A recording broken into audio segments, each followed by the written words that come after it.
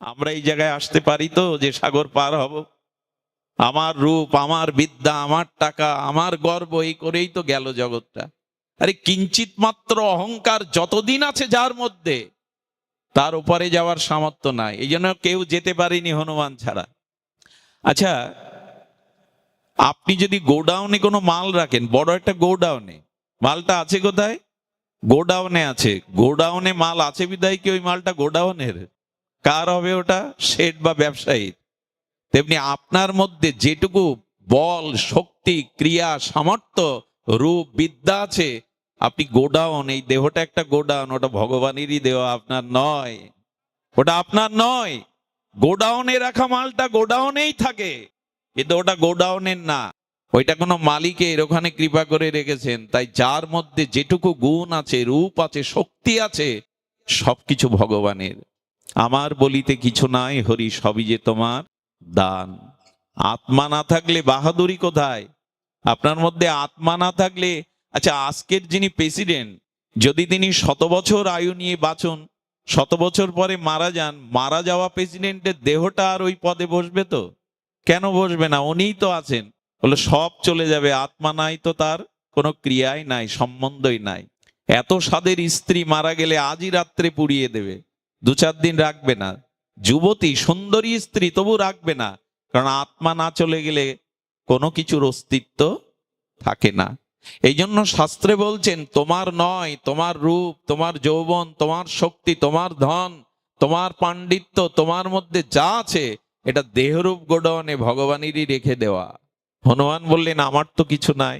বলে, হনুমান তবে তোমার পরিচয় কি? তুমি পরিচয় দাও, তুমি অতুলিত, জ্ঞানী মধ্যে অগ্রগণ্য।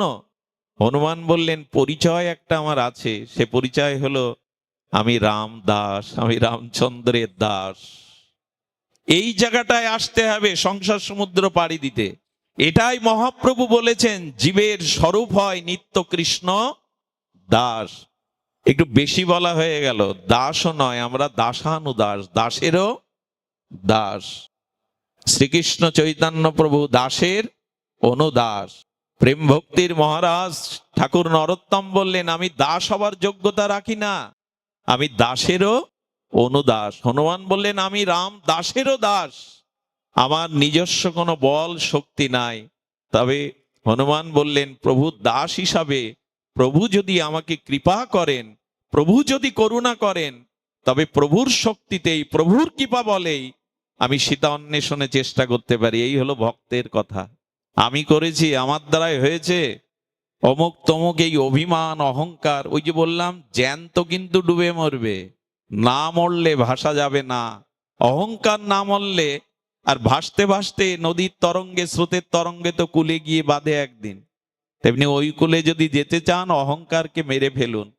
অহংকার মারার দুটি উপায় আছে। আমার সামনে আমি যাকে দেখব, আমার থেকে কোনো না কোনো গুণে তিনি উত্তম, এই দৈন্যতা এলেই কেবল অহংকার দূর হয়। মায়েরা সন্ধ্যাবেলায় তুলসী তলায় প্রদীপ জ্বালতো, এখন জ্বালে কিনা জানি না, কেউ কেউ জ্বালে। আগেকার মায়েরা গলে কাপড় দিয়ে আর লাল পেড়ে সাদা কোলে শাড়ি পরে গলে আঁচল দিয়ে তুলসী তলায় পূর্বপুরুষের আশীর্বাদ নেওয়ার জন্য প্রদীপ জ্বালতো। এখন ওই যে জোনাকি, ক্ষততক, জোনাকির নাম হলো ক্ষততক। এই ক্ষততক জোনাকি যখন মিটমিট করে জ্বলে, ওরা মনে করে সন্ধ্যার অন্ধকার আমি বুঝি দূর করছি, আমার আলোতেই সন্ধ্যার অন্ধকার দূর হচ্ছে। কিন্তু মায়ের যখন তুলসী তলে প্রদীপ জ্বলে, ওই প্রদীপের শিখা দেখে তখন ওর অভিমান দূর হয়, না না আমি তো জ্বলছি আর নিভছি, কিন্তু ও তো শিখা দিয়েই আলো দিচ্ছে আমার থেকে বেশি, বরঞ্চ আমরা ওর আলোতে যাচ্ছি আলো নেওয়ার জন্য। তখন ক্ষততক জোনাকির অভিমান দূর হয় যে আমি আলো বিতরণ করছি। প্রদীপ জ্বলতে জ্বলতে প্রদীপের অভিমান আসে, আমি আলো জ্বলছি।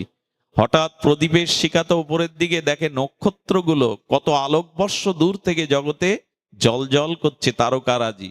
বলে আলো উড়াই দিচ্ছে। তারকা মনে করে, তারা মনে করে আমরা এই শত আলোকবর্ষ দূর থেকে পৃথিবীতে আমরাই আলো দিচ্ছি। কিন্তু চাঁদ উঠলো, যখন চন্দ্রের উদয় হলো, তখন লজ্জা পেয়ে তারা বলল, আরে আমরা কোটি কোটি কেন, অসংখ্য তারাও জগৎকে আলো দিতে পারবো না, আলো দিতে পারে চন্দ্র। চন্দ্রের অভিমান হলো আমি স্নিগ্ধ জ্যোৎস্না প্লাবিত করে জগৎকে আলো দেই, প্রভাতে যখন সূর্য উঠল তখন চন্দ্র ম্লান হয়ে বলল, আমার অভিমান সাজে না, কারণ আলো আমার নিজস্ব না, আলো সূর্যের। আর আমাদের আধ্যাত্ম বিজ্ঞানীরা বলছে সূর্যেরও নিজস্ব আলো নাই, গোবিন্দের নখাগ্র জ্যোতি এই সূর্য আলোকিত করছে পৃথিবীতে। গোবিন্দের নখাগ্র জ্যোতিতে আলো আমাদের নাই। এই জন্য ভগবানের মহিমা আমার উপরে, এই ওপারে যাওয়ার এটাই উপায়।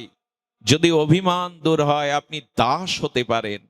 অহংকার, অভিমান, অসৎ জ্ঞান এগুলি ওপারে যাওয়ার বাধা, ভক্তির পথে বাধা, অন্তরায়।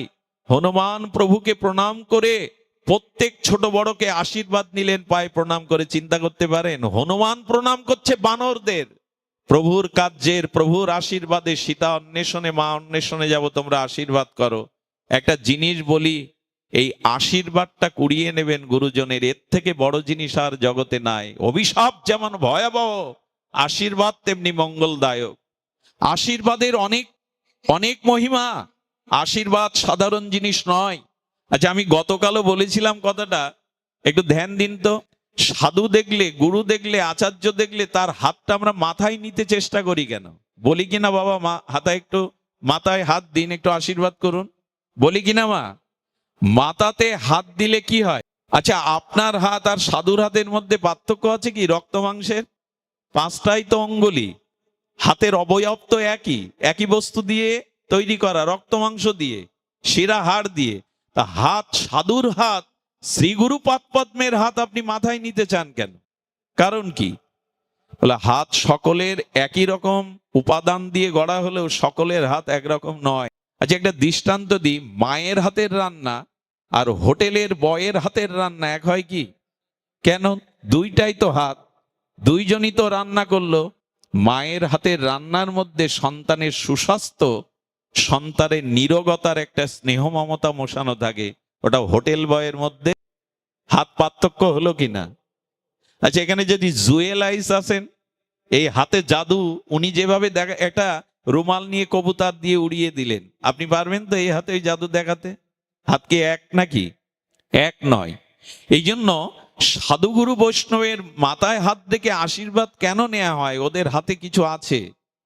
এই জন্য মাথায় হাত, আমার মতো জন যেন কারো মাথায় হাত না দেয়, কারণ আমাদের হাতটা মাথায় দিলে শুধু অভিমানী বৃদ্ধি পাবে। আমি আশীর্বাদ করার যোগ্য, কৃপা দেওয়ার যোগ্য, কিন্তু দিতে নাই, সামর্থ্য না থাকলে। দিতেও নাই, না নেওয়া উচিত। দিতে পারে কারা জানেন? আমাদের দক্ষিণেশ্বরের রামকৃষ্ণ পরমহংস, উনি বলরাম বসুর বাড়িতে সৎসঙ্গ করছেন, আর ঠাকুরের তো সেই ভাব দশা, মায়ের সঙ্গীত সুধা চিন্তা করতে করতে মাঝে মাঝে চোখ স্থির হয়ে যাচ্ছেন, সমাধিস্থ হয়ে পড়ছেন।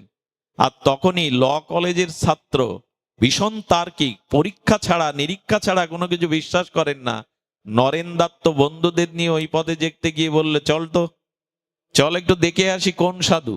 আরে ঠাকুরের সামনে গিয়ে বলছে, তুমি ঈশ্বর দেখেছো? ঠাকুর ভাবলেন, ওর দিকে তাকিয়ে বুঝলেন এ সাধারণ নয়, এ কেউ সাধারণ নয়। ঠাকুর বললেন, দেখেছি কে? তোকে যেমন দেখেছি, ঈশ্বরকেও আমি দেখেছি, তোকেও দেখাতে পারি। নরেন দত্ত ভাবলেন, ইনি মহাপুরুষ নয়, মহা উন্মাদ, পাগল। এই কথা যে বলতে পারে, হয়তো সে মহাপুরুষ, নাহলে উন্মাদ। বলেন, তাহলে আমাকে দেখান, উপলব্ধি করান। সঙ্গে সঙ্গে রামকৃষ্ণ পরমহংস ভাবাবেশে নরেনের মাথায় হাত দিয়েছিলেন। কি বলবো, 3 দিন ব্যাপী নরেনের মধ্যে সমাধি কাজ করেছিল, বাহ্যিক জ্ঞান ফেরেনি। 3 দিন পরেই ঠাকুরের চরণে সমর্পণে বললেন, ইনার মধ্যে মহা লোকত্রীয় কোন শক্তি কাজ করছে, হাতে কাজ হয়। এই জন্য আশীর্বাদ নিতে হয়। হনুমানের মতো অগ্রগণ্য জ্ঞানী মধ্যে অগ্রগণ্য গুরুজনদেরকে, ছোটজনদেরকে ভক্তির কাজে যেতে গেলে, শান্তির কাছে যেতে গেলে সবার আশীর্বাদ করান, অভিশাপ নয়। এমন কর্ম করবেন না, কারণ কারোর চোখে যদি জল ঝরান, তার থেকে কোটি গুণ জল আপনি তুলে রাখুন আপনার জন্য। কারো চোখের যদি জল ঝরান, একদিন কোটি গুণ জল কাঁদালে কাঁদিতে হয়, এটা লিখে রাখুন। কাউকে অকারণে কাঁদালে আপনাকে কাঁদতেই হবে, এর প্রমাণ নেবেন। শ্রীকৃষ্ণ অখণ্ড পরতত্ত্ব ভগবান, তিনি কংস বিনাশ করে কারাগারে বসুদেব এবং দেবকীকে উদ্ধার করলেন। দেবকী তখন শৃঙ্খলিত কৃষ্ণকে দেখে প্রশ্ন করছে, দাঁড়াও, তুমি ভগবান, তুমি পরম পুরুষ, তুমি পরমেশ্বর, ভগবানকে গর্ভে ধারণ করে তোমার মুখে আমি মা ডাক কেন শুনতে পাইনি? আমার বুকের স্তন্য দুগ্ধ ভেসে গেছে, আমি তোমার মুখে দিতে পারিনি কেন? কোন অভিশাপে, কোন পাপে তোমার মতো সন্তানকেও পেয়ে আমি তোমার মুখে মা ডাক, তোমার বাৎসল্য প্রেম পাইনি? জবাব দিয়ে তবে আমার শৃঙ্খল মুক্ত করো। ভগবান মৃদু হেসে বললেন, মা এবার আমার দিকে তাকাও। দ্বিতীয়বার দৃষ্টি দিলে দেখলেন ওখানে কৃষ্ণ নেই, ধনুর্ধারী রাম দাঁড়িয়ে। মনে পড়ে মা, ত্রেতাতে তুমি রামকে বনবাসে পাঠিয়ে কৌশল্যাকে 14টা বছর কাঁদিয়েছিলে। কৌশল্যা তোমার চরণে পড়ে বলেছিল, আমি তো দাসী হয়ে থাকবো, ভরত রাজা হোক, কিন্তু রামের মা বলা ডাক হতে আমাকে বঞ্চিত করিস না। সেদিন কৌশল্যার মর্মভেদী এই অশ্রু জল তোমার হৃদয় বিগলিত করিনি, তুমি ছিলে কইকেয়ী, কাঁদালে কাঁদতে হয়, সেটাই পাচ্ছ তুমি। দয়া করে আশীর্বাদ করান, এমন কর্ম, এমন ক্রিয়া, এমন ভাষা, এমন চরিত্র আমাদের যেন না হয় যে মানুষের অভিশাপ কুড়িয়ে চলে যায়। কারণ আশীর্বাদ ছাড়া ভক্তি পাওয়া, শান্তি পাওয়া যায় না। সুধীজন, এই জন্য আমাদের সনাতন বৈদিক সভ্যতায় যে কোনো কাজ করতে গেলে পূর্বপুরুষের আশীর্বাদ নেওয়া হয়। বিয়েতে আবুদ্ধায়িক শ্রাদ্ধ পড়ানো হয় না, তো বিয়েতে আবার শ্রাদ্ধ কেন? বলে পূর্বপুরুষের আশীর্বাদ দরকার, তাদের আশীর্বাদ ছাড়া আমাদের কল্যাণ হয় না। আমি পরে এই লীলাটি, গরুরের লীলাতে একটু জানাবো, অদ্ভুত একটি লীলা, যে আশীর্বাদ কেন প্রয়োজন। সুধীজন শ্রবণ করুন, হনুমান সবাইকে আর আশীর্বাদ নিয়ে, করুণা নিয়ে, জয় সিয়ারাম এই শক্তির বলেই হনুমান ওপারে যেতে পেরেছিল। আমার বলবার অভিপ্রায়, যদি ওপারেই যেতে চান, ভক্তি দেবীর চরণে যেতে চান, শান্তির কাছে যেতে চান, তবে অভিমান অহংকার ত্যাগ করে প্রভুর দাস হয়ে যান। সবার আশীর্বাদ জোগাড় করুন, তবেই ওপারে নির্বিঘ্নে যেতে পারবেন। ওপারে যাওয়ার জন্য এটাই প্রস্তুতি। সুধীজন, এই হনুমান গিয়েছিলেন। আর লক্ষ্য করুন, এবার সাধু সঙ্গের মহিমা বলি। দেখুন, যে যার সঙ্গ করবে তার মধ্যে সেইরূপ ভাবাবেশ বা ভাব অনুভূতি প্রবেশ করবে। আচ্ছা, অধিক টাকার সঙ্গ যদি করেন তবে আপনার জীবনে লোভ বাড়বেই। অধিক টাকা, সবসময় যদি টাকা নিয়ে ঘোরেন, সবসময় যদি হাতের কাছে গাড়িতে টাকা থাকে, তবে আপনার লোভ বাড়বেই। সুধীবৃন্দ, লক্ষ্য করুন, টাকার সঙ্গ করলে লোভ বাড়বে। আর যদি খুব মূর্খ ব্যক্তির সঙ্গ করেন রাত দিন, তবে আমি বলবো আপনার ক্রোধ বাড়বে, কথায় কথায় রাগ বাড়বে। মূর্খ ব্যক্তির সঙ্গ করলে আপনি কথায় কথায় খেপে যাবেন, রাগ বাড়বে। আর যদি পরস্ত্রীর প্রতি বাক্যের দ্বারা, মনের কোনো মননের দ্বারা আসক্ত প্রবণ হন, কাম আপনার বাড়বেই। এরকম এক একটা জিনিসের সঙ্গে এক একটা বিষয় সংক্রামিত হয়। সুধীজন, এই জন্য জীবনের খুব হিসাব করে এই জিনিসটা করতে হবে। তা হলো সঙ্গ। আপনার সঙ্গ কেমন, এটা দেখেই বোঝা যায় আপনার ব্যক্তিত্ব কেমন। আচ্ছা, সাধারণ পুকুরে পদ্ম ফোটে সরোবরে ছাড়া? আচ্ছা, কলের জলটা, এটো কাটাটা ধোয়া জলটা যেখানে বয়ে যায়, ওখানে কচু গাছ কেউ লাগায় কি? তো হয় কেন? ওই এটো কাটা জীবাণু কলের জল যেখানে, ওখানে কচু গাছ দেবেন জন্মায়, ওখানে পদ্ম জন্মায়? পদ্ম কোথায় জন্মায়? সরোবরে।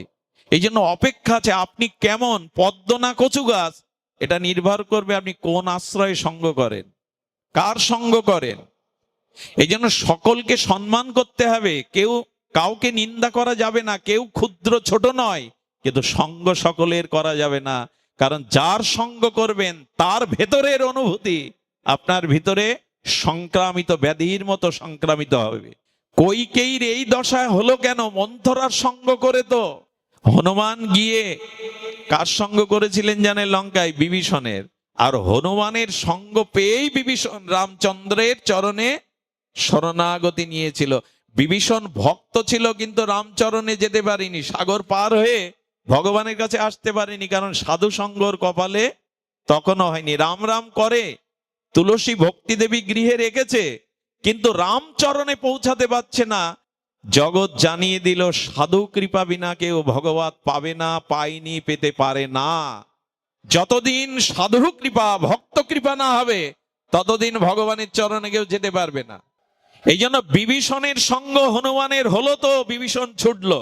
এতদিন লঙ্কায় ছিল, কই সীতাকে বন্দি করে রেখেছে বিভীষণ, ভক্ত তো প্রতিবাদ করেনি, তো প্রতিবাদ করেনি। এই জন্য রামের চরণে পূর্ণ সমর্পণ শরণাগতি হনুমানের সঙ্গ ছাড়া পাইনি। এই জন্য বিভীষণ বলেছেন, ধন্য আমি, রাম ভক্তের সঙ্গ পাওয়া মানেই, তোমার মতো সাধু সঙ্গ পাওয়া মানে অচিরেই আমি ভগবত চরণ পাবো, এতে আমার আর সন্দেহ। পূর্ব দিগন্তে সূর্য উদয়ের 1 ঘন্টা 36 মিনিট পূর্বে যে ব্রাহ্ম মুহূর্ত বলা হয়, দেখবেন পূর্ব দিগন্তটা ফর্সা হয়ে গেছে, সূর্য ওঠেনি, অথচ পূর্ব দিগন্তটা উদ্ভাসিত হয়েছে জ্যোতিতে। ঠিক তদরূপ যখনই সাধু সঙ্গ হবে, প্রকৃত সাধু সঙ্গ, জানবেন ভগবানের চরণে পৌঁছাতে আর আপনার বিলম্ব নেই। ওই জ্যোতি প্রকাশ হয়েছে যে অচিরেই পৌঁছাতে পারবেন। এই জন্য বিভীষণের সঙ্গ হনুমানের হলো তো ছুটলো। এবার বলবো সাধু সঙ্গের মহিমা, এতক্ষণ বললাম ওপারে যাওয়ার। পিতামাতার কল্যাণে ভাগবত সন্তান সন্ততি দিচ্ছে, এটা একটা কথা, কিন্তু তারও মূল কথা হলো সুকৃতি সৌভাগ্যের দ্বারা পিতামাতা যখন বৈকুণ্ঠবাসী হয়, ওদের আশীর্বাদেই কেবল ভাগবত দেওয়ার ইচ্ছা মনে জাগে মানুষের। ওরা উদ্ধার হলেই ওদের আশীর্বাদেই ভাগবত দেওয়ার ইচ্ছা জাগে মানুষের। ভাগবত সাধারণ কোনো জিনিস নয়। ভাগবতটা কি একটু জানি, ভাগবত পাঠ তো হলো, আর আমরা ভাগবত পাঠ করতে বসি, পাঠ যা করি তা বুঝি, যাবতী রাজ্যের গল্প, যাবতী রাজ্যের বিষয় এনে হাজির করি। ভাগবত আসলে কি? এই জন্য ভাগবতটা জানতে হবে যে ভাগবতের মহামহিমা কি। ভাগবতের কয়টি অক্ষর? 4টি, ভা গ ব ত, এই 4টি অক্ষরে হলো ভাগবত। এই অক্ষরগুলোর মধ্যে আমাদের আচার্যরা ভাগবতের মহামহিমা জানিয়েছেন। প্রথমে হলো, একটু বলুন, প্রথমে ভা, ভয়াকারে এই ভাতে হলো প্রকাশ, ভাতি মানে প্রকাশ, প্রকাশ মানে, প্রকাশ মানে আলো, প্রকাশ মানে আলো। তো ভাগবত শ্রবণের দ্বারা, ভাগবত কীর্তনের দ্বারা, ভাগবত মননের দ্বারা আপনার জীবনে প্রকাশ আসবে, অর্থাৎ চেতনা বা জ্ঞান আসবে। ভারত শব্দের অর্থ মানে কি জানেন? ভা মানে প্রকাশ, জ্ঞান, আর রত মানে জ্ঞানে যারা রত তাদেরকেই বলা হয় ভারত বা ভারতবাসী। জ্ঞানে যিনি রত, তা ভাতে যার ভিতরে প্রকাশ আছে, চেতনা আছে, যার ভিতরে জ্ঞান আছে, ভাগবতের প্রথম অক্ষর। তবে একটা কথা এই পরিসরে বলে থাকি, হৃদয়ে লিখে নিন, আজকের অনুষ্ঠানে একটি সার সিদ্ধান্ত কথা লিখে নিন, হৃদয়ে লিখে নিন, কাগজে লিখতে হবে না, থাকবে না। হৃদয়ে লিখতে বলছি এই জন্য, আমাদের আবার মনে থাকে না 5 বছর আগে কে আমাকে অপমান করেছে, কথা আজও ভুলতে পারিনি। অথচ কাল সকালে শুনুন আপনি কাল কি শুনে এসছেন ভাগবতে, এটা বলতে পারে না। অথচ ওই মানুষ 5 বছর আগের অপমানের কথাটা ঠিক ঠিক মনে রেখেছে। আমাদের ধারণ ক্ষমতা ওইগুলি বেশি, এইগুলি না। এই জন্য লিখে রাখতে বলছি, বারবার বলছি কেন? জ্ঞান পৃথিবীতে আছে, গ্রন্থে আছে, পণ্ডিতেদের কাছে আছে, সাধনার মধ্যে আছে, আছে কিনা? কিন্তু সেই জ্ঞান যতদিন আপনার নিজের মধ্যে প্রকাশ না ঘটাবেন ততদিন আপনার কল্যাণ হবে না। একটা দৃষ্টান্ত দেই, চাল ডাল এই বাজারে আছে কিনা? মোস্তাফর বাজারে চালের দোকান, সরকারের গোডাউনে আছে না? গম চাল সব আছে তো। তো ওই চাল গম বাজারে, গোডাউনে, পাড়া প্রতিবেশীর কাছে, এমনকি আপনার ঘরেও আছে, আপনার ঘরেও আটা চাল আছে, কিন্তু 2-4টে রুটি তৈরি করে যদি ভেতরে না দেন ক্ষুধা যাবে? জ্ঞান তো সবখানেই আছে, জ্ঞান পৃথিবী জুড়ে আছে। ওই জ্ঞান আপনার মধ্যে যতদিন আপনি নিজে না জাগাবেন আপনার কোনো কল্যাণ হতে পারে না। জ্ঞান পৃথিবীব্যাপী ছড়ানো থাক, আইনস্টাইন, নিউটন থাকুক, বড় বড় জ্ঞানের বই থাকুক, বড় বড় জ্ঞানী থাকুক জগতে, আপনার চেতনা, আপনার প্রকাশ যতদিন না হবে ততদিন আপনার কল্যাণ হবে না। জ্ঞান আপনার ভেতর থেকেই জাগতে হবে। আচ্ছা, আরেকটা দৃষ্টান্ত দেই। পৃথিবীতে বিদ্যুৎ বা আলো সবখানে আছে, কিন্তু আপনার প্রাইভেট কারে আলো নেই, চলতে পারবেন? আলো তো রাস্তাঘাটে, আলো তো সবখানে আছে, অথচ আপনার চলার যে লক্ষ্যে পৌঁছানোর গাড়ি, সেই প্রাইভেট কারে আলো সবখানে থেকে কাজ কি? যদি আপনার গাড়িতেই না থাকে, খাদে পড়বেন, অ্যাক্সিডেন্টের কবলে পড়বেন, পড়বেন কি না? জ্ঞান কীর্তনে আছে, জ্ঞান মন্দিরে আছে, জ্ঞান গ্রন্থে আছে, জ্ঞান ভাগবতে আছে। ওই চেতনা যদি আপনার ভেতরে জ্ঞান না জাগান, আপনার কল্যাণ হবে না। এই জন্য জ্ঞানটা নিজের মধ্যে থেকে আসতে হবে। আচ্ছা, বাতাস সবখানে আছে কিনা? জয় রাধে। বাতাস সবখানে আছে কিনা? রাধে মানে বাবার ঘুম আসছিল তাই রাধে বললাম। বাতাস সবখানে আছে কিনা? কিন্তু আপনার টায়ারে যদি বাতাস না থাকে, সাইকেলের টায়ারে চলতে পারবেন? জ্ঞান এত লোকের কাছে গ্রন্থে আছে, তাতে কি এসে যায়? জ্ঞান আপনার ভিতরেই জাগাতে হবে। এইটাই জাগায় ভাগবত প্রকাশ। ভাগবত কেন দিচ্ছেন, কেন শুনছেন? তার কারণ আমার ভিতরে ওই যে বললাম অন্ধকার আছে, মোহ আছে, অজ্ঞানতা আছে। যেমন এখন আমি প্রমাণ করতে পারি আপনাদের ভিতরে আলো জেগেছে, চেতনা জেগেছে। প্রায় বলি কথাটি, তার কারণ কি জানেন? তার কারণ এখানে মায়েরা এবং বাবারা একসাথে বসে আছে। কারো লক্ষ্য, কারো দৃষ্টিকোণের মনের বিকার আসছে কারো। এটাই তো প্রমাণ করে এখন আপনার ভিতরে আলো জ্বলছে ভাগবতের। এখানে আপনি একজনকে সামনে বসে দিয়ে নিজে পেছনে বসছেন। এখানে স্ত্রী আছে, পুত্র আছে, কেউ ভাইকে সাথে নিয়ে আসছে, ছোট বাচ্চাকে নিয়ে আসছে, কিন্তু এখন কারো কথা, কারণ মোহ কাজ করছে না এখানে। কোথায়? এখানে আমার স্ত্রী বারবার তাকাচ্ছে তার দিকে, আমার বাচ্চাটা কোথায়? এই মোহ দূর হয়। এখানে নারী পুরুষ একসাথে বসলেও কারো মনে বিকার আসে না, কারণ জ্ঞান ভাগবতের দ্বারাই এই চেতনার প্রকাশ ঘটে। ভাগবত শুধু অনুষ্ঠান নয়, ভাগবত শুধু হাজার হাজার লোক জোগাড় করা নয়। আর আজকের একটা জিনিস হয়েছে, ভাগবত মানে সেলফি তোলা। সাধুদের সাথে একরাশ সেলফি তুলে দিয়ে দাও, লোড দিয়ে দাও। সাধুর কোথায় বসা উচিত? আমার ঘাড়ে হাত দিয়ে। এই আর একটা জিনিস, মন্দিরে গেছি, বিগ্রহকে পেছনে রেখে আমি সামনে সেলফি, আমি ভগবানের আগে। এইসব ভালো জিনিস না। এত প্রচার করে হবেটা কি যদি নিজের জ্ঞানের প্রকাশ না হলো? হৃদয়ে রাখুন সাধুকে, চেতনাকে।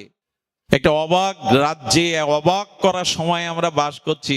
স্বামী স্ত্রীর গোপন প্রণয় পর্যন্ত আজকে মোবাইলে দেওয়া হচ্ছে, ফেসবুকে দেওয়া হচ্ছে। প্রেম বিজ্ঞাপন করার জিনিস, ভালোবাসা বিজ্ঞাপন করার জিনিস। আজ আমরা কোন এক রাজ্যে পৌঁছেছি জানি না। সামনে অন্ধকার ছাড়া, আর এই অন্ধকারে একমাত্র ভাগবতী প্রকাশ ঘটাতে পারে। দ্বিতীয় অক্ষর কি? দ্বিতীয় অক্ষর গ। গতে আমাদের সরলাত্ম করেছেন গতি দায়ক। গতে গতি, গতি দায়ক, বিপরীত গতি দায়ক। ভাগবত শ্রবণ করলে, তবে শ্রবণ করতে হবে কার মুখে? আগে বললাম আমার মুখে না, মা দিশ আমার মুখে না, সাধু মুখে হরিকথা শুনতে হবে। ভজনানন্দী নির্মল চরিত্র ভাগবত অধিকারীর মুখেই ভাগবত শুনতে হবে। একজনের সারা দেশ জোড়া শোনাম, ওনাকে আনলে হাজার হাজার লোক বেশি হবে, আমাদের কমিটির খুব নাম হয়ে যাবে, এত লোক হয়েছে। এই সব তাল করলে হবে না। দেখতে হবে তার ভিতরে ভাগবতের যথার্থ অধিকারী কিনা তিনি। অধিকার। আচ্ছা, ডাক্তারি এমবিবিএস পাশ করে আপনি চেম্বার খুলতে বসতে পারবেন? পারবেন কি?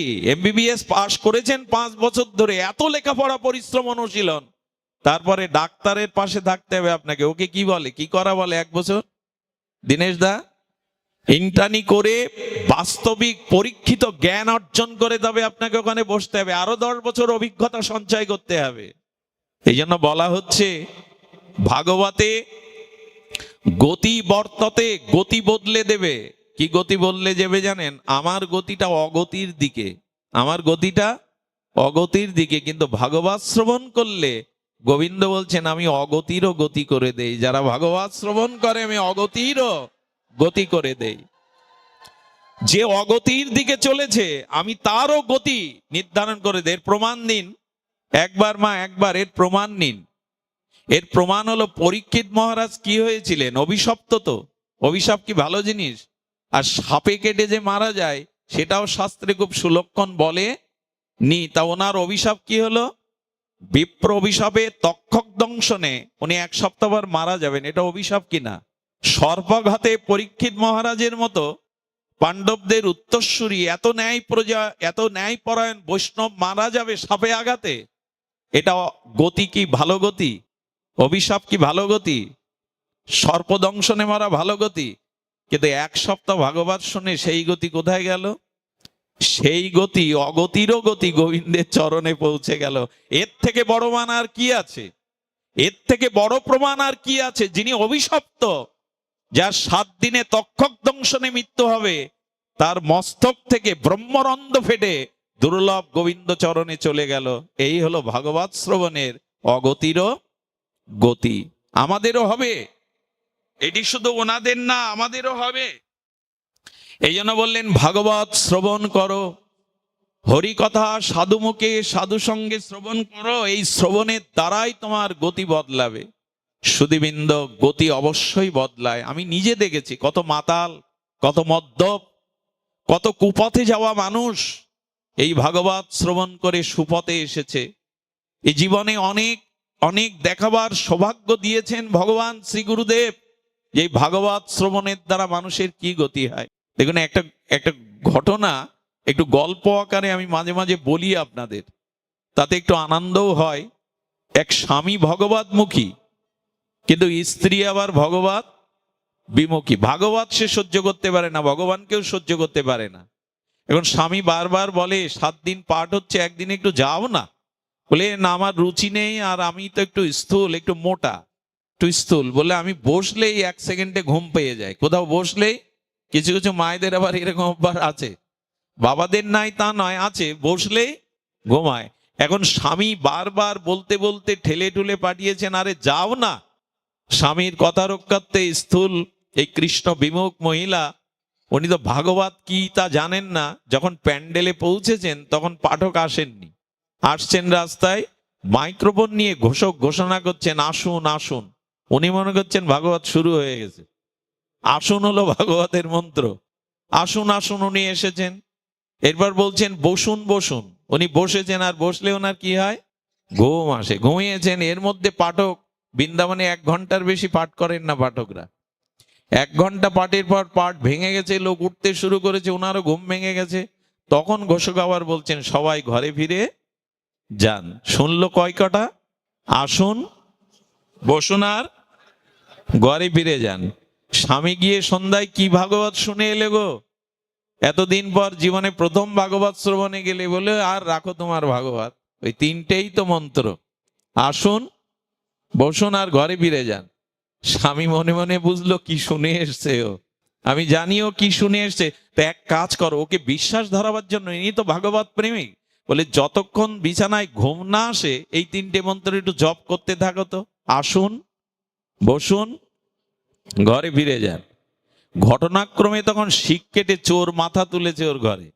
ওনার মাথা যেদিকে শুয়ে আছেন তো বিছানায়, মাথার ওই পেছন দিক দিয়ে চোর যখন শিক কেটে মাথা ঢুকেছে, তখন বলছে আসুন আসুন। বলে সর্বনাশ, ইনি তো দেবী, এনার 3য় চোখ আছে, নালে পেছনে দেখতে পান আমি ঢুকছি। আরে কার ঘরে এসছিনি, জ্যান্ত দেবী ইনি। আচ্ছা কি বলে শুনি। এরপর বলছে বসুন বসুন। বলে আমাকে বসতে বলছে, ঘরে ডেকে এনে, ইনি দেবী ছাড়া আর কিছু না, এনার পেছনে 3য় চোখ আছে, জ্ঞান নেত্র আছে। এরপরে ওই আস্তে আস্তে বলছেন ঘুম চোখে, এবার ঘরে ফিরে না মা, ঘরে ফিরে যাব না বলেই চরণে পড়েছে। তুমি দেবী, তোমার চোখ আছে পেছনে মা, ঘরে ফিরে যাব না মা, তুমি দেবী। আরে তাড়াতাড়ি উঠে লাইট জেলে স্বামীকে ডাকছে, এসো এসো। চোর বলছে বাবা, তোমার ঘরে চুরি করতে এসেছিলাম, এ ঘরে তো দেবী বাস করে, ত্রিনয়নী দুর্গা, পেছনের চোখ আছে ওনার। আমাকে আসতে বলছেন, বসতে বলছেন, আবার সসম্মানে চলে যেতে বলছেন। আমি ওনার চরণ ছাড়বো না, আশীর্বাদ দিন। বললো বাবা আশীর্বাদ দিতে হবে না, আর চুরি করতে এসো না। বললো মা প্রতিজ্ঞা করছি এই ঘরের দিকে, তোমাদের দিকে আর জীবনে কোনোদিন তাকাবো না। স্বামী কি বললো জানো? যে 3টে মন্ত্র শুনেছো তাতে আজকে সম্পদ বেঁচে গেল, অনিষ্টের হাত থেকে বেঁচে গেলে। আর সত্যি সত্যি যদি ভাগবত শুনতে, জগতের অনিষ্টের হাত থেকে তুমিও বেঁচে যেতে, তোমারও কল্যাণ হতো। এই জন্য ভাগবতে আমাদের গতি পরিবর্তন হয়ে যায়। সাধুমুখে একদিনের হরি কথা আপনাকে 50 জন্ম পরেও কৃপা এনে দেবে। শুনে রাখুন, একদিনে প্রকৃত বিশুদ্ধ ভজনানন্দী নির্মল চরিত্র সাধুর মুখের কথা একদিন কানে গেলে 50 জন্ম পরেও তার ফল দিয়ে দেবে ভগবত চরণে। এর প্রমাণ হলো মলমূত্রের মধ্যে যদি 20 বছর 1 ভরি সোনার আংটি পড়ে থাকে, 20 বছর পরে ওই আবর্জনা থেকে কুড়িয়ে নিয়ে কেউ স্বর্ণকারের কাছে বেচতে গেলে সোনার দাম কম হবে? আপনি আলমারি থেকে নিয়ে গেছেন, আরো 20 বছরে মলমূত্রের মধ্যে পড়ে থাকা সোনার 1 ভরি আংটি নিয়ে গেছে, দুটোর দাম সমান হবে দুটো খাঁটি হলে। সোনা কখনো মলমূত্রের মধ্যে পড়ে থাকলে বিনষ্ট হয় না, তার মূল্য কমে না। এই যে শুনছেন হরি কথা, আর যদি 20 জন্মেও কোনো ভজন সাধন না করেন, এই মূল্যটা, এই হরি কথাটা একদিন আপনাকে ভগবানের চরণে মূল্য দিয়ে দেবে, দিয়ে দেবেই দেবে। একদিনের হরি কথা। এই জন্য ভাগবত কথা আপনার গতিকে আর পরম গতির দিকে, শ্রেষ্ঠ গতির দিকে নিয়ে যায়। দ্বিতীয় অক্ষরটা কি? ব। বতে হলো বরিয়ান সর্বশাস্ত্রাং। এই ভাগবত হলো সমস্ত শাস্ত্রের সার, সর্ব বেদান্ত সার, অমল পুরাণ শ্রীমদ ভাগবতম। একটু ধ্যান দিন, ভাগবত কেন? কারণ সমস্ত নিখিল বেদাদির সার হলো ভাগবত। ভাগবতে নেই এমন কিছু নেই। আচ্ছা, রামায়ণে ভাগবত নেই, কিন্তু ভাগবতের মধ্যে রামচরিত্র কথা 3 অধ্যায় আছে, 3টে অধ্যায় জুড়ে আছে। আচ্ছা, লক্ষ্য করুন, রামায়ণে ভাগবত নেই, কিন্তু ভাগবতের মধ্যে রামায়ণ আছেন। মহাভারতের মধ্যে ভাগবত নেই, অথচ ভাগবতের মধ্যেই মহাভারতের অংশ বা গীতাও আছে। সবই আছে এর মধ্যে। অমল পুরাণ। ভাগবত হলো শিরোমণি, মুকুটমণি। ভাগবত হলো কলিযুগের সূর্য। এই ঘোর ও তামসিক অন্ধকারে, কাম কামনার অন্ধকারে নিমজ্জিত যুগে ভাগবতই হলেন সূর্য। যখন গোবিন্দ বিদায় নিবেন তারপরের অন্তভাগে, তার প্রকট লীলা সমাপ্ত করে 125 বছরের এই দ্বারকা লীলা, মথুরা লীলা, বৃন্দাবন লীলা তিনি অপ্রকটে গমন করবেন, তখন উদ্ধব বলেছিলেন, তোমার চরণ এই ধরার ধুলি থেকে বিদায় নিলে কলি নেমে আসবে, অন্ধকার নেমে আসবে প্রভু, এই কলিহত জীবের উপায় কি হবে? গোবিন্দ বললেন, আমি নিত্যলোকে ফিরে শুধু যাব না, আমি ভাগবতের মধ্যে নিজেকে প্রকাশ করব। তাই কলিযুগে যারা ভাগবত ধর্ম আশ্রয় করবে, ভাগবতের মধ্য আশ্রয় করবে, ভাগবত আমি অভিন্ন, এই ভাগবত তাকে আলো দেখাবে, ভাগবত তাকে কল্যাণ করবে। এই জন্য ভাগবত পাঠ। কিন্তু ভাগবতের নামে ভাগবতী শুনতে হবে, ভাগবতের মহিমা শুনতে হবে। এই মহিমা বড় বিরল। এই জন্য সারা পৃথিবীতে ভাগবতের জয় জয়কার। এই জন্য তবে এই সুযোগ নিচ্ছে আমার মতো কিছু মানুষ। এখন ভাগবত পাঠ করতে উঠলেই সব পাওয়া এসে জুটবে, সম্মান, অর্থ, খ্যাতি। এজন্য যেন এই আসনে আমরা না বসি। নিজের কল্যাণ, জীবের কল্যাণের নিমিত্তে গুরুদেবের আশীর্বাদে যশ, খ্যাতি, পূজা, প্রতিষ্ঠা, নাম, সুনাম এগুলো ত্যাগ করে শুধু ভগবানকে আনন্দ দেওয়ার জন্যই যদি এই আসনে বসা যায়, তবে এই আসনের মর্যাদা দেয়া হবে। এখন ভাগবত পাঠ সকলেই করতে চাইছে আমার মতো। আমি তো নগণ্য মূর্খ, বিষয় অন্ধকারে পড়ে থাকা নর্দমার কীট। কিন্তু ভাগবত বলছেন পরমহংস সংহিতা, এটা পরমহংস সংহিতা।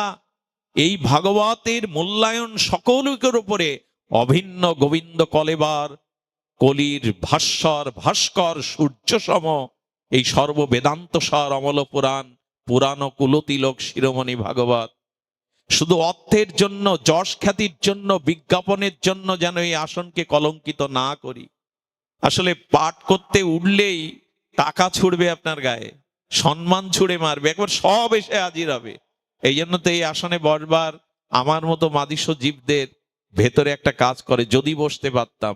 কিন্তু এই আসনটার অপমান যেন না করি আমরা। এটা ব্যাসপীঠ, এটি সাধারণ কোনো আসন নয়। এটি পূর্ণ প্রজ্ঞাপান, পূর্ণ শ্রদ্ধা, পূর্ণ ভজন। এটি গুরুদেবের বিশেষ আশীর্বাদ। পরম্পরা না থাকলে ভাগবতে কাজ হবে না সুধীজন। এই জন্য ভাগবতের 3য় অক্ষরটা কি শুনলাম আমরা? গতে। বতে হলো বরিয়ান সর্ব শাস্ত্র সারং। ভাগবত হলো সমস্ত শাস্ত্রের সার। এর অক্ষর নয়, অক্ষর রূপী রসব্রহ্ম ভগবান এর মধ্যে প্রকাশ হয়েছে। এই জন্য ভাগবতের অক্ষর প্রেজে ছাপানো কোনো পুস্তকের অক্ষর নয়, অক্ষর ব্রহ্ম। সবশেষ অক্ষরটা কি? ত। এই ততে হলো তরণী। ওই যে আগে সাগরের কথা বললাম, সাগরে সাঁতরে পার হওয়া যাবে না, একটা নৌকা, দৃঢ় নৌকা বলেছে, দৃঢ় পল্লব, অর্থাৎ দৃঢ় নৌকা লাগবে, খুব শক্ত নৌকা। ঢেউয়ের প্রতিকূলে আঘাত পেতে পেতে যে ওপারে যেতে পারে, নৌকা ছাড়া পার হতে পারবেন আপনি? পার হতে পারবেন না। এই ভাগবত হলো তরণী, যে তরণীতে উঠলে এই মৃত্যুময় সংসার সাগর থেকে ওপারে যাওয়া যায়, ভগবানের ধামে ফিরে যাওয়া যায়। এটাই হলো তরণী, যে একে আশ্রয় করলে যাওয়া যায়। আর সবশেষে বলবো, ভাগবত শ্রবণ করে 4টে ফল পাবেন। যদি শ্রবণের মতো শ্রদ্ধা রেখে শ্রবণ করেন, আর আপনি পরীক্ষিত যদি শ্রোতা হয়ে শ্রদ্ধালু হয়ে শ্রবণ করেন, আর যদি সেই বক্তা প্রকৃত ভাগবত আচার্য হন, তবে ভাগবতে 4টি ফল পাওয়া যাবে। অনেকেই মনে করছেন এই 4টি ফল ধর্ম, অর্থ, কাম, মোক্ষ। না, আচার্যরা বলেছেন, একটু অন্যভাবে ব্যাখ্যা করেছেন আমাদের বৃন্দাবনের এক আচার্য প্রভুপাদ। তিনি ব্যাখ্যা করছেন, ভাগবত শ্রবণে আপনি 4টে ফল পাবেন। 4টে ফলগুলোর একটু নাম শুনুন। আসলে এই ফল মানে এখানে ওই ফলের যে গুণ, ওই ফলের যে লক্ষণ, সেটাই পাবেন আপনি। একটি হলো সুপারি, একটি হলো নারিকেল, একটি হলো আম্র, আর একটি হলো কদলী। কদলী মানে কলা। প্রথমে সুপারিটা বলি, আগেই বলেছি ভাগবত পাঠ শুনলে সুপারি পাবেন। সুপারির লক্ষণ বা সুপারির গুণ পাবেন। এখানে লক্ষণ বা গুণ বলা হয়েছে। যেমন কর্মফল বলি আমরা, কর্মের কি গোটা একটা ফল দেখা যায়? পরিস্থিতি কর্মফল রূপে আমাদের জীবনে, আর সেই জন্য বলি কর্মফল। তেমন সুপারি, যে কোনো মাঙ্গলিক আরাধনা পূজাতে সুপারি লাগে। এই জন্য পূজার একটা বিশেষ উপকরণ সুপারি। এই জন্য এখানে সুপারি শব্দের অর্থ হলো, ভাগবত শ্রবণ করলে সুপারি ফল পাবেন, মানে সুপারি মানে পূজাতে কাজে লাগে। আর পূজা শব্দের আবিধানিক অর্থ হলো আরাধনা বা সেবা। অর্থাৎ যারা ভাগবত শুনবে তাদের মধ্যে সেবা ভাবনা জাগবে। ওহো, আমি যদি বাড়িতে একদিন ভাগবত দিতে পারতাম, আমি যদি এমনি করে সেবা করতে পারতাম বৈষ্ণবদের, আমি যদি এমনি করে সাধুগুরু বৈষ্ণবের একটু চরণ জল করে, একটু মাল্য দান করে ভাগবত দিতে পারতাম, এই সেবা ভাবনাটা জাগবে ভাগবত শ্রবণে। কবে আমার এই সুদিন হবে, কবে আমার এই সৌভাগ্য হবে, আমি একটু আমার গৃহে সাধুমুখে হরি কথা দেব, একটু বৈষ্ণব সেবা হরি নাম দেব। এই ভাবনাটা ভাগবত ফল থেকে পাওয়া যায়। শ্রবণ করতে করতে এই ভাবনা জাগে, কবে আমার হবে, কবে আমি এমনি করে সেবা করতে পারো সাধুগুরু বৈষ্ণব, ভাগবতকে আরতি করতে পারবো, ভাগবতকে প্রদক্ষিণ করতে পারবো মস্তকে নিয়ে, আর সাধুগুরু বৈষ্ণব ভক্ত ভাগবতকে একটু সেবা করতে পারবো। এই সেবা ভাবনা আপনার মধ্যে জাগবে। অনেকে আছে 20 বছর ধরে অনুষ্ঠান শুনছেন, ভাগবতে যাচ্ছেন, অথচ গৃহে একটু ভাগবত দেওয়ার, যদি প্রশ্ন করেন বাবা এত লোকের জায়গা কোথায় দেব, আমার সামর্থ্য নেই, 2জন বৈষ্ণবকে ডেকে হরিনাম দিন। 2জন। এক বুড়িমা, আমাদের উত্তরপ্রদেশে লক্ষ লক্ষ বৈষ্ণবের সেবা হয়, পান্ডাল বসেছে, কয়েক হাজার বিঘে জমির উপর পান্ডাল বসেছে। মন্ত্রী মহোদয় থেকে শুরু করে শিল্পপতি শেঠেরা 50 লাখ, 60 লাখ, 20 লাখের নিচে কেউ ডোনেশন দিচ্ছেন না সেবার জন্য। এখন যে বাবাজি মহারাজ 108 জগৎগুরু আচার্য ওখানে দাঁড়িয়ে ওই অর্ঘ্যগুলো নিচ্ছেন, ওখানে এক বুড়িমা, সেই কাপড়টা মলিন, বুড়িমা ঠেলে উঠেছে। তাকে যারা গার্ডে ছিল তারা তাকে বেড দিতে পারেনি। কোন ফাঁকে স্টেজে উঠে গিয়ে বলছে, বাবা আমার একটু বৈষ্ণব সেবার স্বাদ জেগেছে। বাবাজি মহারাজ বলছেন, মা কত লাখ টাকা আছে বলো, আমার কাছে দাও, আমি তোমার ইচ্ছা পূর্ণ করব। উনি আঁচল খুলে 5 টাকার একটা কয়েন বের করেছেন। বাবা আমি ভিখারি, কিন্তু আমার স্বাদ জেগেছে দেখে একটু বৈষ্ণব সেবা দেব, কিন্তু এই পুঁজি আমার। সঙ্গে সঙ্গে ওনার সেবকরা শিষ্যরা ওকে টেনে হিজড়ে যখন বের করে নিতে যাবেন, তখন বলছে, দাঁড়াও মা, তোমার এই 5 টাকায় আজ এই 1000 বৈষ্ণবের সেবা হবে। কি করলেন জানেন?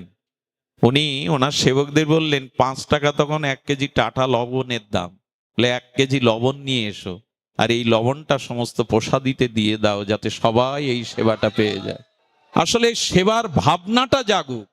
সামর্থ্য বাঁধে না, ভগবত কর্মে কোনো সামর্থ্য বাঁধে না, বরঞ্চ ভিক্ষা করে করতে পারলে আরো মধুর। ভিক্ষাতে অভিমান, যখন কোনো অনুষ্ঠান করবেন বাড়িতে, 1-2 বাড়িতে 1 মুষ্টি ভিক্ষা করে আনবেন, কারণ ভিক্ষালব্ধ বস্তুতে অভিমান বা অহংকার আসে না শুদ্ধ। মহাপ্রভু প্রসাদ পেতেন গোবিন্দ দাসের দ্বারা, ওই ভিক্ষালব্ধ গোবিন্দ দাস নয়, ওটি আমাদের বড় হরিদাস। ছোট হরিদাস ভিক্ষা করে যে চাউল আনতেন, ওই চাউল গোবিন্দ দাস প্রসাদ করে মহাপ্রভুকে সেবা দিতেন। ছোট হরিদাসকে ত্যাগ করেছিলেন ওই জন্য।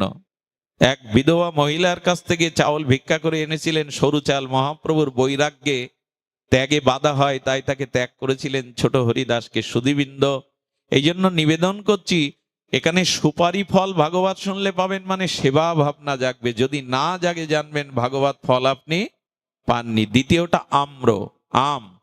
আমাদের এই বঙ্গদেশে কেন, অখণ্ড ভারতবর্ষের বা আমাদের এই দক্ষিণ এশিয়ায় আম হলো অমৃত ফল নামে পরিচিত। আম হলো অমৃত ফল নামে পরিচিত। আস্বাদ্য এবং অমৃত ফল, পরিপক্ক আম, এটি রসালো এবং অমৃত সম।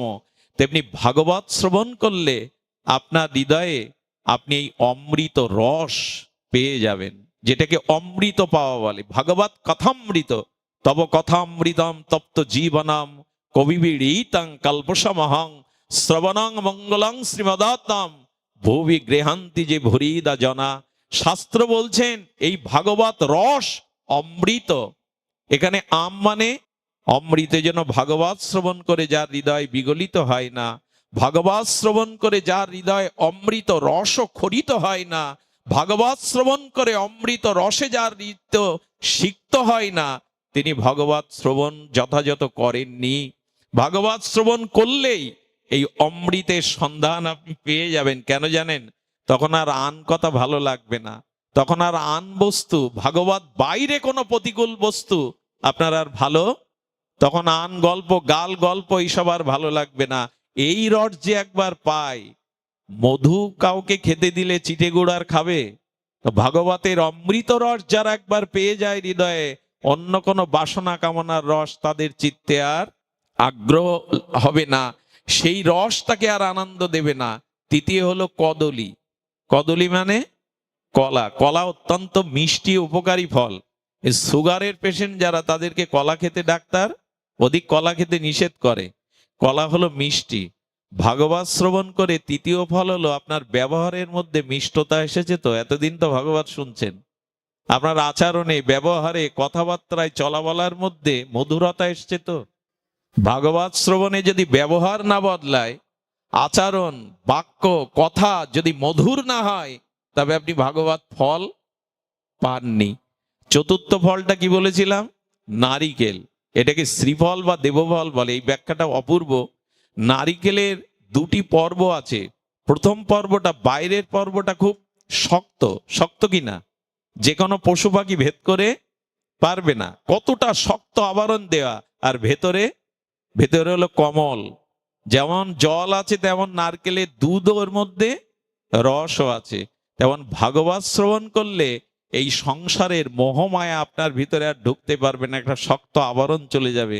কই, কেউ তো আমার নয়, এই সংসার, এই স্ত্রী পুত্র, এই জগৎ সংসার তো আমার নয়, একমাত্র ভগবানই আমার। আর ভগবানের প্রসাদেই আমি এদের কাছে ঋণী ছিলাম, তাই ঋণ শোধ করতে এসছি। তখন আর অত মোহমায়া, একটা আবরণ তৈরি হয়ে যায়। একটা আবরণ তৈরি হয়ে যায়। বউ আমার, ছেলে আমার, অমুক আমার, তমুক আমার, এই মোহ ভেতরে ঢুকতে পারে না। নারিকেল মানে বাইরের আবরণটা বড় শক্ত হয়ে যায়, আর ভেতরে ভেতরে ভগবানের জন্য প্রেম রস জেগে ওঠে। ভেতরে ভেতরে আস্বাদন জেগে ওঠে নারিকেলের মধ্যে, যে ভগবত প্রেমকে, ভগবত লীলাকে তখন সে হৃদয়ে সরস করে পায়। তাই ভাগবত শ্রবণের এটি ফল। মুখ্য ফল হলো কৃষ্ণচরণে প্রেম প্রাপ্তি। সুধীবৃন্দ, সবশেষে একটি কথা বলেই আজকের পাঠ বিশ্রাম রাখি। পূর্ণাহতির আমার বিশ্রামের সময় এসছে। সেই পূর্ণাহতি বলবো এই কারণে, ভাগবতের যে সংবাদটি সব থেকে বড় করে দিয়েছেন, এই সংবাদটি হলো মাধুর্য প্রেম। 5 মিনিট একটু ভিক্ষা দিন। এই 5 মিনিট ভিক্ষা চাচ্ছি কেন? কথাটি হৃদয়ে যেতে হবে। ভাগবতের এই বিশ্রাম কথাটি যেন আপনাদের হৃদয়ে পৌঁছায়। কৃপা করে শুনুন, ভাগবত হলো মাধুর্য, ভক্তি দিতে এসেছিলেন। মাধুর্য মানে ব্রজ প্রেম।